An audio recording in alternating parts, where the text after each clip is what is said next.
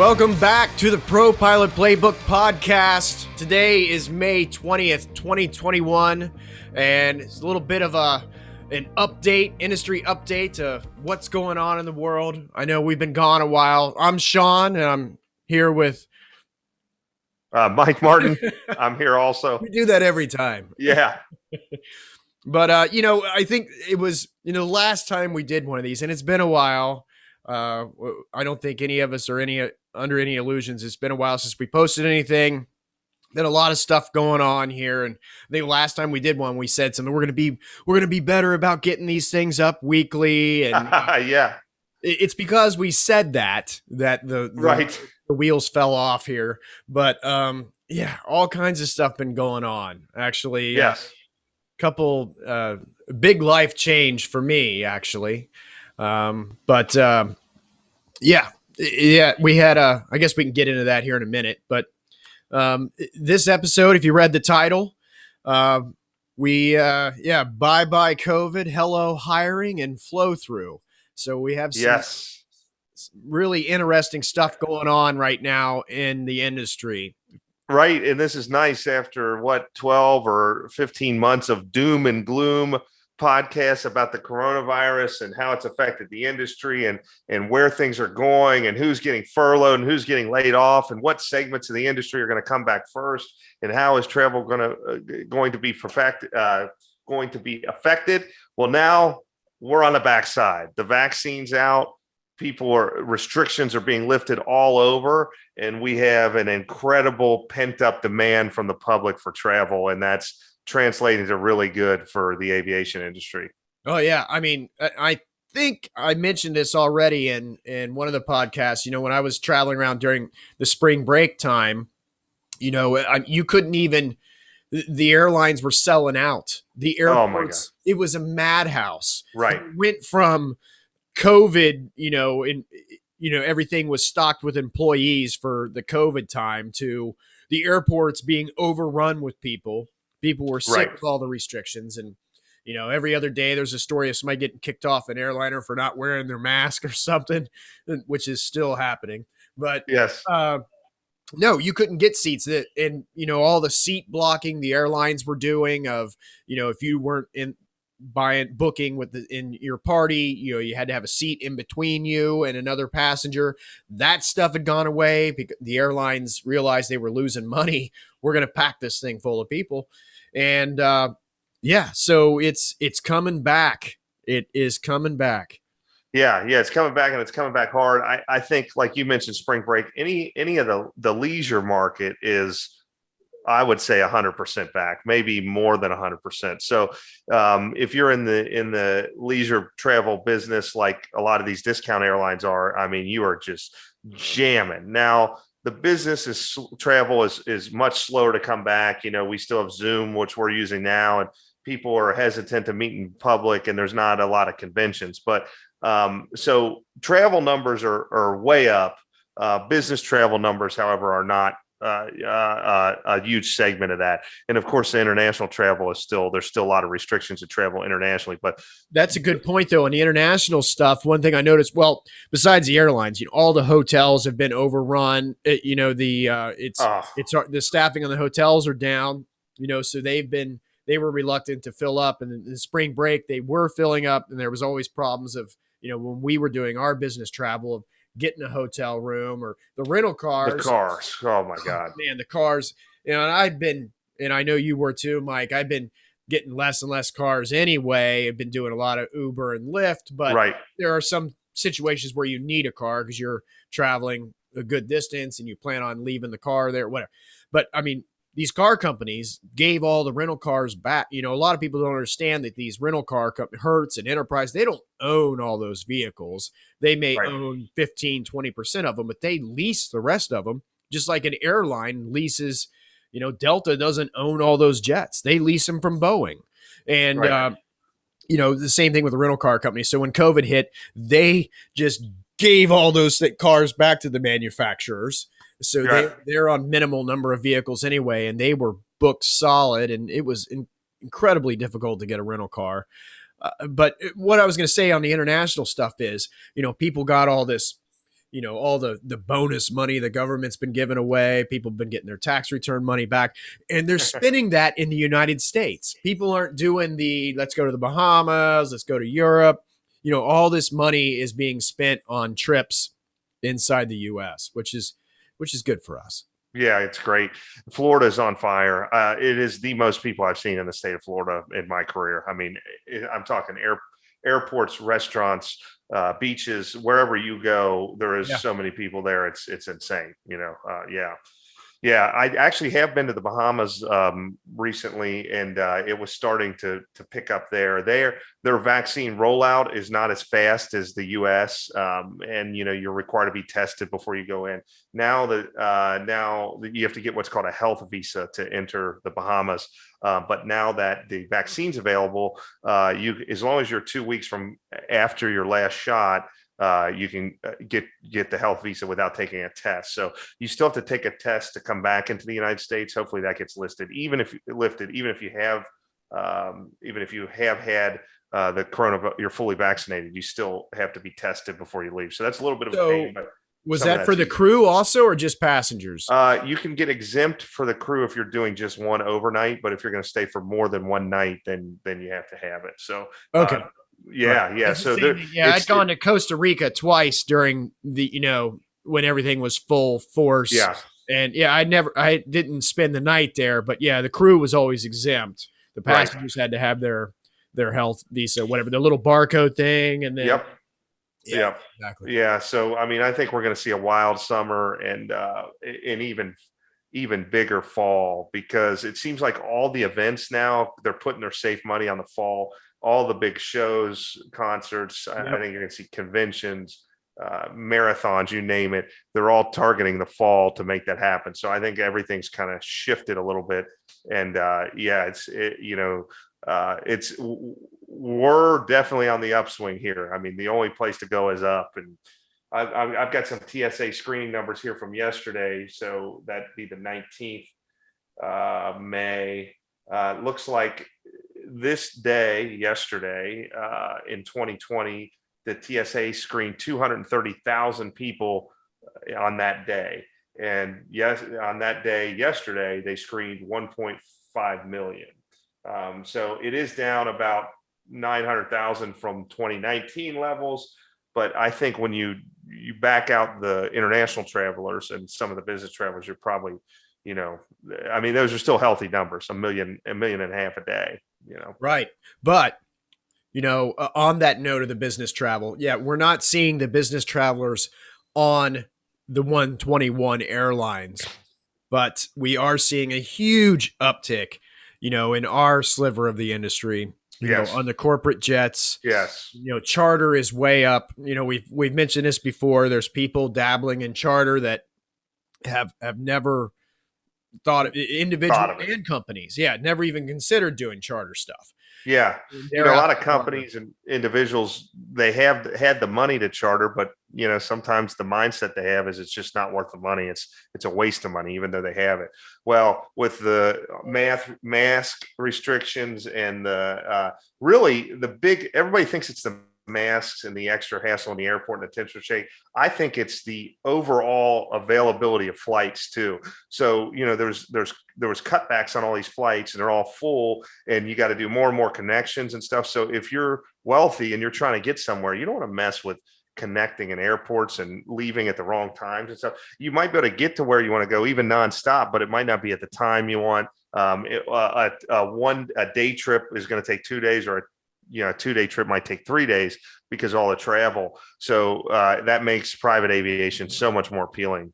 Right. And you got companies like Wheels Up now that have been out there, buying up smaller, and even some larger 135 charter operators. And, they're doing stuff, putting it right in the general public's face. They're selling, their jet cards where you can buy, whatever it is, 10, 20 hours on one of their private charter aircraft. They're selling those at Costco.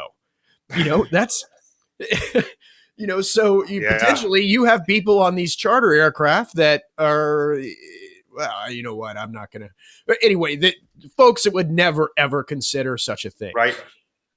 Yeah, they're ready to go gangbusters. I talked to some guys that work there, Wheels Up, and they're buying everybody. And they got that Ken Dichter, I think, that has tons of experience in the industry running that show. And man, he is ready to go big. I think they're going to go public here soon, and all kinds of stuff. So yeah, that's definitely a company to watch. That's for sure. Right. It's not, once people dip their toe in there and they start talking to, Wheels Up, the next logical thing is, well, maybe we have something right here in our local hometown that does this. Yeah. Call over to the local airport. Maybe they do charters. Yeah. So or maybe I just buy one. Right. Exactly. Well, that was the next thing I was going to say. So, the corporate flying is definitely up. It's so much so that there are aircraft for sale, used aircraft that have come out of this COVID thing and have appreciated. They went into the COVID, being worth $2 million, and now post-COVID, they're worth $2.3 million. I mean, it's crazy. Yeah, crazy. You have manufacturing. You have Bombardier, which makes Challenger and the Globals, and they make a lot of the regional jets, the Learjets. Yeah, they own Learjet now, which unfortunately they've decided to discontinue manufacturing of Learjets. Yep.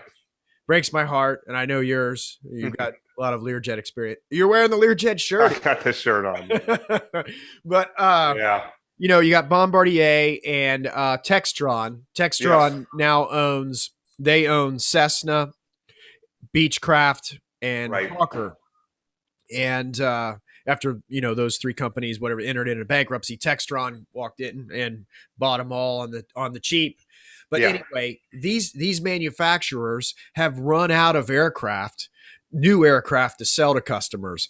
Bombardier is now out of aircraft and taking orders. Textron had run out of aircraft, and I may be mixing these two stories up. Right.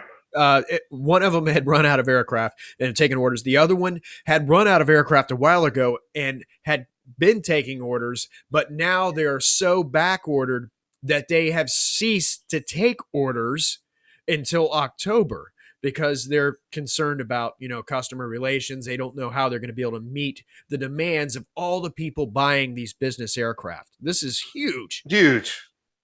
Yeah, man. Yeah. I know we got some charter guys here locally. They're saying they're, screaming busy. I've talked to a couple brokers that I'm friends with in the industry. Brokers mean they actually sell airplanes, right? And they're saying like car dealers for aircraft. Yeah.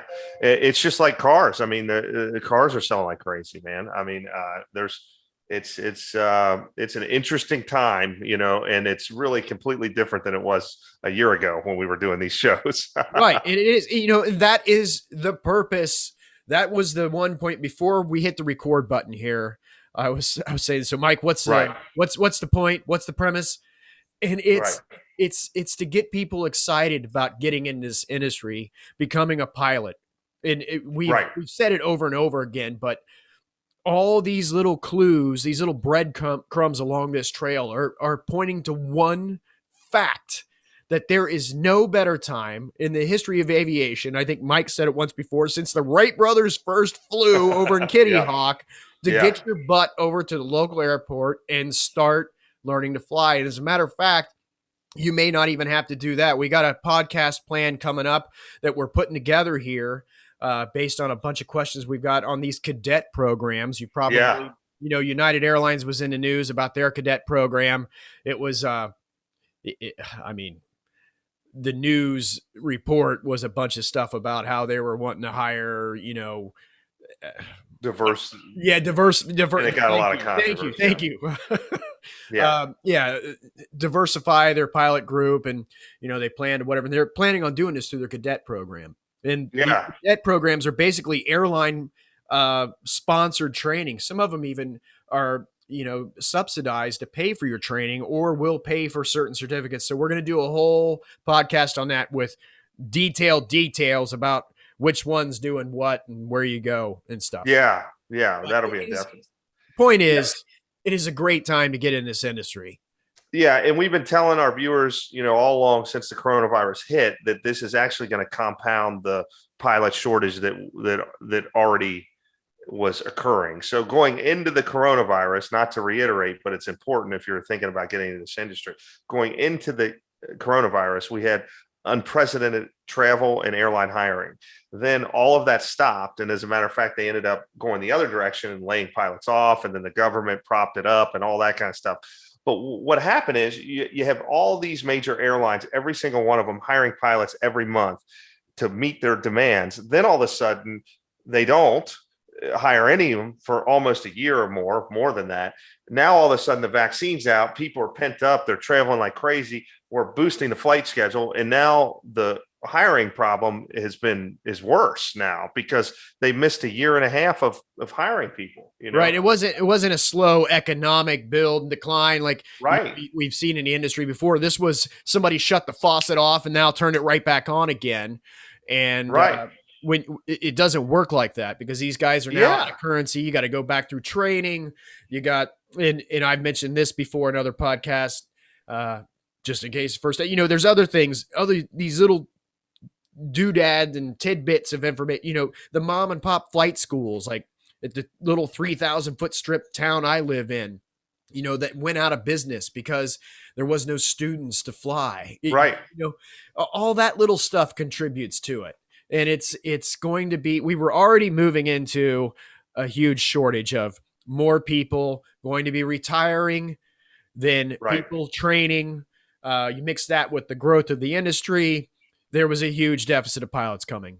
Well, now we have this bubble, this disaster bubble moving through, the entire schedule of events that it's going to be a mess. Right. And bottom line is, if you're watching this and you've had a dream of becoming a pilot, this is unbelievable news. You should be elated. I mean, really, because there's not been anything like that. So I got an article here, MSNBC, regarding airline hiring. Let's see.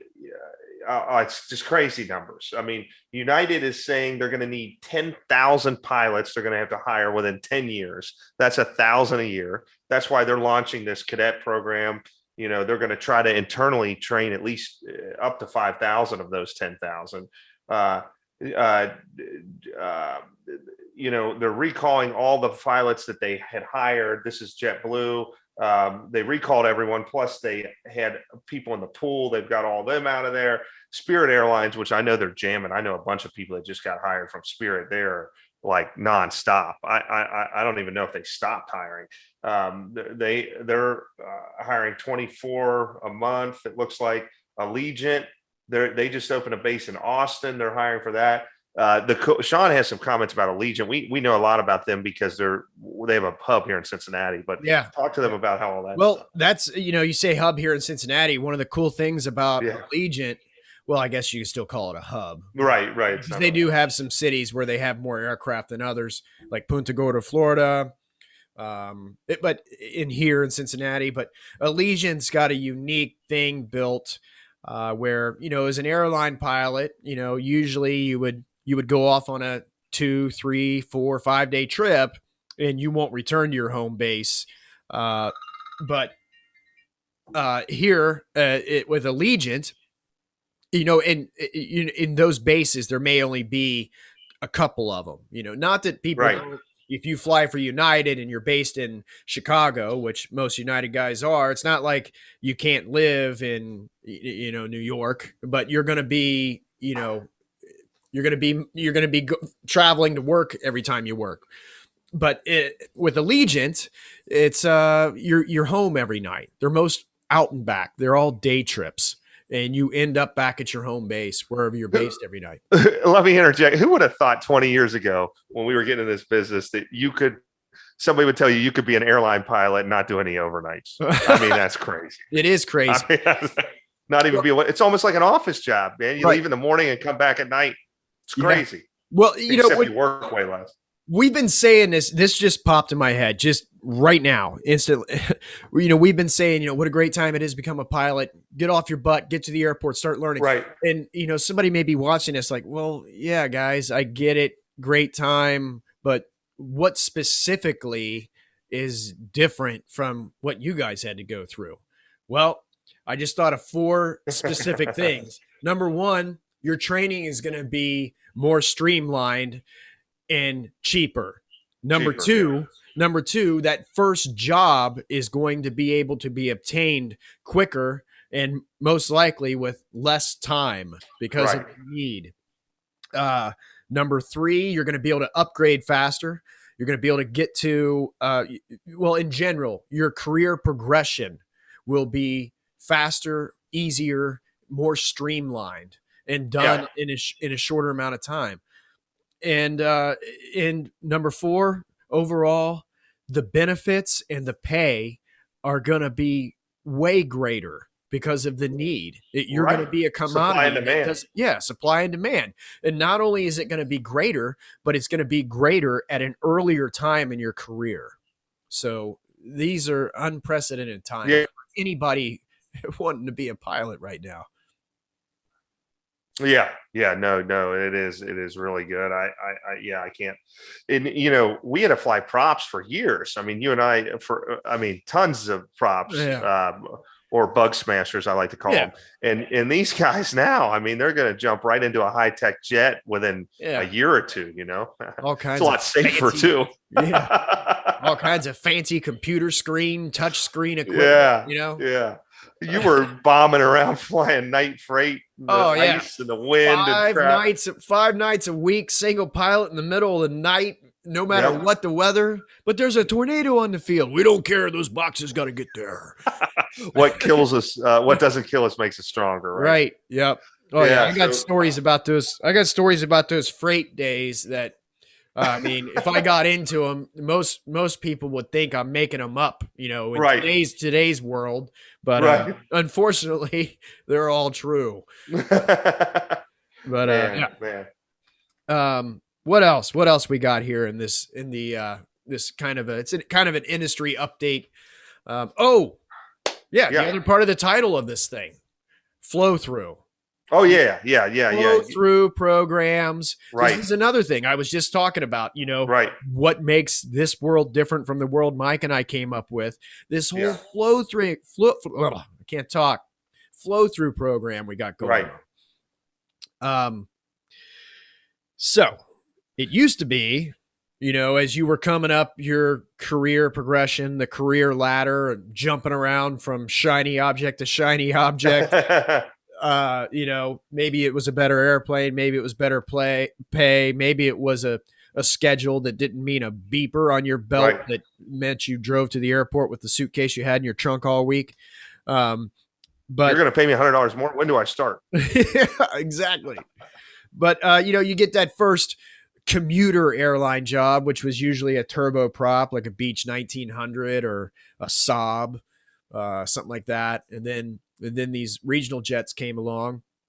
You get in the regional world for a while, or maybe you went from the commuter air right to the majors. But, this was a big deal, and you spent a lot of time building hours and to be able to get that interview at the majors. Right. And this was a highly competitive, and still is pretty competitive, but all that stuff's going away. The need for college, the need for, the hour requirements and the time because of the need for pilots. That stuff's disappearing. But now they got something even better. They have this flow through program. There's more airlines getting onto this. There was a news article that just came out this week. Actually, we should probably talk about exactly what flow through is. And it's been going on now. American has had this for a while at Envoy and PSA. I've got some buddies over at PSA, which is a regional airline. They fly those 50 and 70 and 90 seat RJs around, the regional jets. Right. And just to dumb that down a little bit further. So a lot of people think they'll book a ticket on Delta and then they'll say it's from, Pittsburgh to Detroit, and they show up and it's booked through delta.com. Then you show up at the airport and there's a regional jet there and it has Delta's name on it. And then you jump in that and you fly. there, that really is not Delta Airlines that you're flying on. That's a code share, they call it, but it's a regional airline. It's a total different operation that flies under the naming rights basically of Delta, and that's why it's confusing. But if what Sean's about to say is, previously you worked for that airline, and they had all different names. I mean, Saba, Chautauqua, right? What SkyWest, Endeavor, Sky, yeah. Right. These are airlines that operate regional jets, all completely separate from the mainline airlines. They're contracted by completely separate pay, work rules. They're all different. And then you had to interview if you want with all the big boys to get that job. But he's about to explain how that's changed. Right. Yeah. And just because you flew for that, you could have flown for that regional airline. It says Delta on the side of the airplane, but you can see this when you sit down in one of these RJs, if you pull out the little seat back pamphlet with the safety card, how to work the exits and your seat belts and the life jackets, you can see right on the back of it, it'll say Endeavor Air, operated by Endeavor Air, whatever. Sorry, my phone was ringing. It's all right. But those guys, you could work, you could work there for 20 years. Yeah. And, never get in a 757 Delta mainline just because it says Delta on the outside of your 70 passenger regional jet. Completely different company, just like Mike said. Right. So American Airlines a few years ago started this thing called the flow through, and they got with some of their regional carriers and they kind of standardized everything, the company manuals, how the seniority stuff works and that kind of thing. And PSA and Envoy, which are two of these regional companies that do work for American, as you work through the progression and the seniority list at those regionals, you will upgrade, or not really upgrade. That term is usually meant for becoming a co-pilot to becoming a captain, first officer, right, or captain. But you will move up into mainline American Airlines. And right before the pandemic, it was about 5 years. So you would get on at PSA Airlines. You'd be there for a year or two as a first officer. Then you would upgrade to captain, which is the boss of the airplane sitting in the left seat. And you would spend another 2-3 years there as a captain. And then one day it would be your number, your time to go. And you would move right up into the first officer or co-pilot's position of a 737 over at American Airlines. No interview. There might be some paperwork involved because you're technically changing companies, but it was a flow through, and there was stuff in the past, like you would have a guaranteed interview, that stuff's existed for a while, but this is a straight, no questions asked. You're moving. It's based on seniority. There isn't any politics involved. There isn't any, Bob's the favorite of the chief pilot. He's going to get it before I do. No, it's seniority number. The date you were hired. You're moving. You're going to the main line. And this is a huge thing because you got to understand, like, you're sitting there flying this little 50-seat, 70-seat regional jet around, maybe not excited about your job anymore because you've been there for 5 years.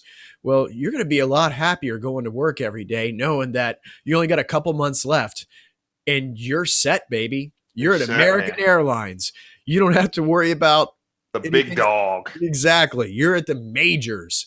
You're going to be retiring, just under, deep into the six figures.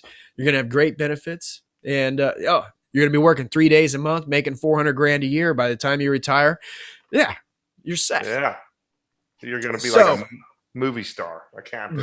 Right. So that's the big dream, the majors. So American's been doing this for a while, and there's more and more people jumping on this great bandwagon. And this week, Delta and Endeavor is one of the companies that do their regional stuff. Mm-hmm. Endeavor just started flow through with Delta Airlines, the big dog, the big D, the biggest airline on the planet, now has a flow through program. And starting, Endeavor is starting with, it's 20 pilots per month are flowing through to Delta. This number is just going to keep getting bigger and bigger.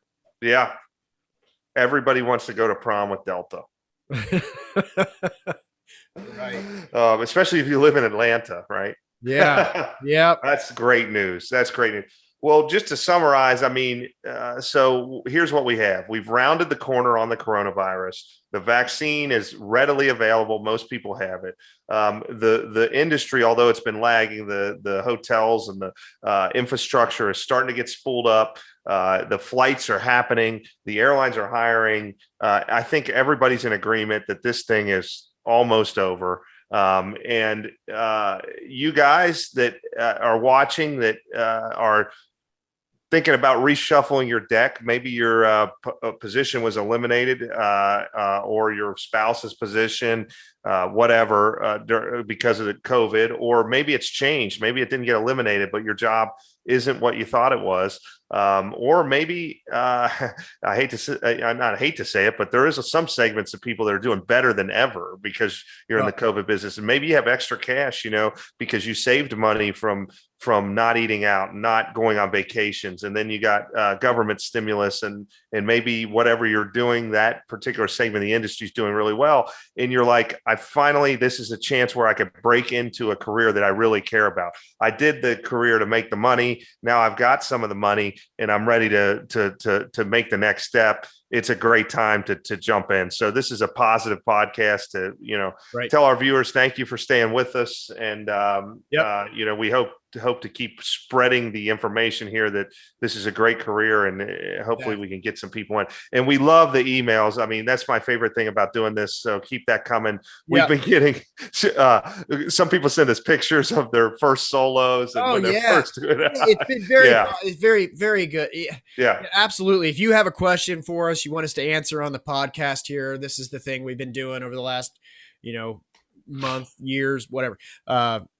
You can email us at podcast@propilotplaybook.com.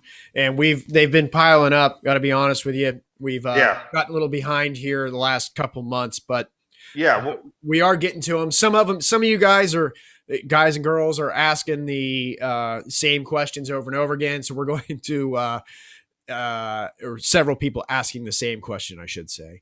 So we're going to be getting to those, but to Mike's point, if you have an interest in this career field, this is the place you want to be. Go ahead and hit the subscribe button, bookmark us, save us in iTunes or the 17, 18 other platforms you're listening to this on. And you're going to share, we hit some milestones, right?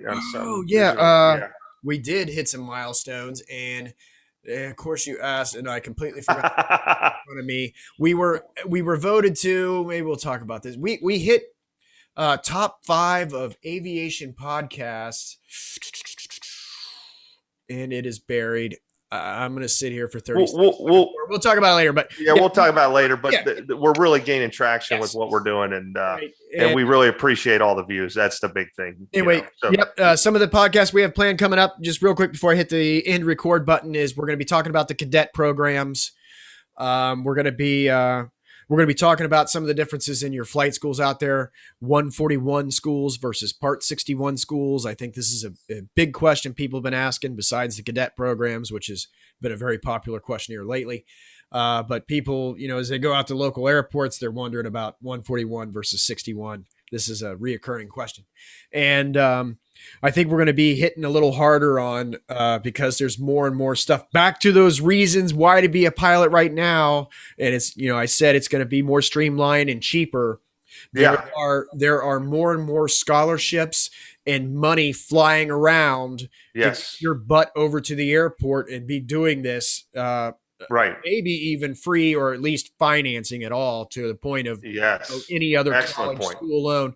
So we're going to be jabbing the money for flight training questions again. Great. So stick with us, folks. Thank you. We truly appreciate everybody's listening and viewing here, and we'll see you next week.